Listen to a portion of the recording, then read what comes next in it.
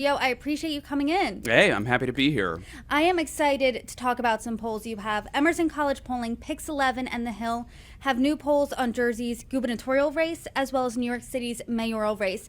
And you and I are sitting in New Jersey right now, so why don't we start with that race?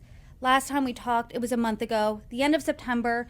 The poll showed Democrat Representative Mikey Sherrill and Republican Jack Ciattarelli in a dead heat. What is the state of the race right now? And Brittany, it's still very close. So right now we see that Cheryl has about a 1-point lead over Ciattarelli. So, I think that we could see this go either way. It is certainly within the margin of error. But right now we're giving a slight edge to Cheryl. And why is that? What demographics are supporting each candidate? Break it down for us. Yeah, I think the most striking difference here is with gender. So we see that men are supporting Ciattarelli at a higher rate, and women are supporting Cheryl at a higher rate. Now, the big difference from our previous poll in September is that women have now broken for Cheryl, and they're breaking for Cheryl at a higher rate than men are for Ciattarelli. And so, I think that is certainly one of the things that's really making a difference here. We have a very, very small number of folks who are undecided at this point.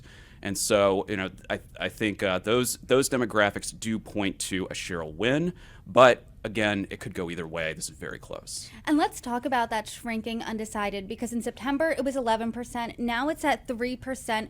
It seems like that's helping Cheryl just a little bit. Is that correct? I think so, yeah. Like I said, women have made up their minds more, it seems, and are breaking more for Cheryl.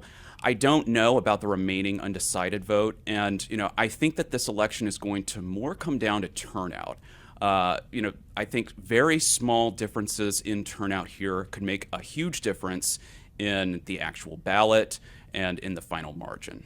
And speaking of turnout, if I'm undecided right now, just a few days before Election Day, am I more likely to make up my mind one way or another, or am I deciding, hey, I'm going to sit on the couch, sit this one out?